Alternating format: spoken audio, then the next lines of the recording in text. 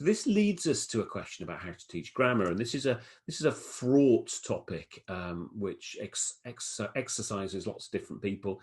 I think broadly the division is between, should it be taught prescriptively, as in here are some rules which you should learn, or should it be taught descriptively, and like that, different people do different things and we should celebrate the differences. And I'm going to suggest that a blend of the two is probably most important. That there are things that are sometimes taught in grammar lessons which are not real rules, like you can't split infinitives, or you mustn't end a sentence of a preposition. Those aren't true, they're preferences. But there are rules. There are rules like you can't put a determiner after a noun.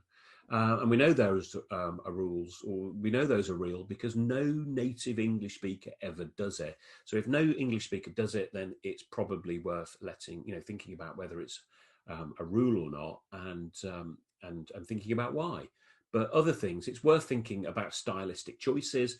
But I think it's also worth thinking and introducing students to semantics and pragmatics. Now, not necessarily the terms. You may or may not want to introduce those bits of those specialized items of vocabulary. But essentially, what's summed up by those terms is being able to look at something and say, what does it mean? Why was it chosen? And what is its effect? And if you can do that, then I think you're in a great position. Now, in order to do those and ask and answer those questions, it's really helpful to have a specialized vocabulary, to have some ability with meta language. So how and why and where should we teach that? One of the ideas that I want to suggest to you is that there are 3 questions that I found invaluable in this idea of teaching grammar. And this is getting students to look at their own writing or look at the writing of somebody else, and to be able to ask and answer what options might have been available, and then to make a determination about why the one in front of them was chosen, and to also consider impact on somebody reading. And so, for instance, you take an area like the dreaded fronted adverbial, which finds its way into the news or the social media quite a lot. The point really is to be able to ask, what's the effect of using a fronted adverbial? What's the effect of putting that at the beginning of a sentence? How does it change meaning? What does it do to the information that's being communicated? How do we receive it differently? And if we're able to think those thoughts and ask those questions, then students are at a real advantage. Now, here's another book recommendation. This one even comes with a picture because I think it's great. If you haven't experienced The Writing Revolution by Judith Hoffman and Natalie Wexler, I commend it to you. I think the bit about the thing that I love about this, and it came as a real revelation to me when I first read the book, is that their raison d'etre is essentially this: teaching grammar through content and content through grammar. And it completely sidesteps the idea about some of the problems that we've had historically about how to do this, and it's always mindful about asking questions about how particularly grammatical knowledge can be activated to help students make meaning, and it makes real efforts to familiarize students with language patterns which are rare in speech but common in writing. For instance, some of the techniques that it uses to do this, which we'll briefly look at, are sentence expanding, sentence combining, and the use of appositives. If you're interested and you don't want to buy the book for some reason, they've got some great resources on their website. They're quite American, so be aware of that. There's always a bit of a language barrier there.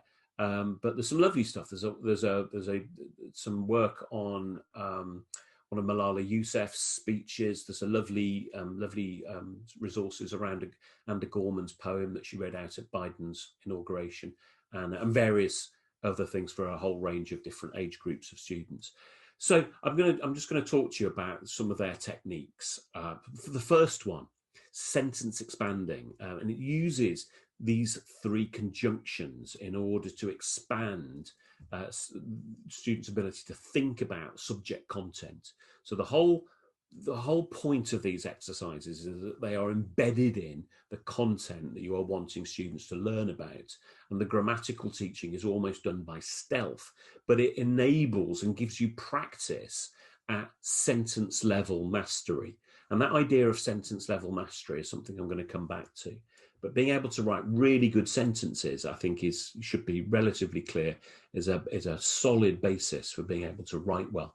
So if you take a clause like this, the Earth's outer shell is divided into several plates that glide over the mantle, full stop. We can expand that sentence with each of these three different conjunctions. So getting students to write those expansions using the conjunction because means that they've got to look for reasons. So why does it do that? If you're using the word but, you go, okay, so how is this information in any way contradicted? What else is at stake? So yes, the plates glide, but our experience is the world seems to stay still. And then what is the consequence of this? And the so helps you engage with that idea. And this was one of those little simple activities that I picked up in the book and saw and thought, oh, I can use this in a lesson next week. Brilliant. Sentence combining is something which is, again, really, really obvious and easy to do, and not something that I'd ever done explicitly before. There's me being a bit sort of scurrilous about this poor teacher, Miss Phillips. But the point of teaching that we might introduce here is, how do we use pronouns to avoid repetition, and what parts, what's actually redundant when we're trying to combine these, and how do we make those choices? How do we restructure all that information so that it can fit into one sentence? And here's one. In answer to this question. So why does Macbeth decide not to assassinate the king before he changes his mind and does it? And these sentences are reasons. And trying to combine 4 sentences is obviously very, very challenging, difficult to do for anyone, let alone students. Obviously, we can decrease challenge by having fewer things to combine. 2 instead of 3 is obviously easier. But we can look at what's going on. We've got 2 sentences about Duncan, and could we put those together? Could we put the 2 about Macbeth together? And we clearly could. Again, looking for redundancy and making sure that we're excising that is the aim of the game. So that's sentence combining. Again, it's absolutely aligned to any kind of content that you're teaching.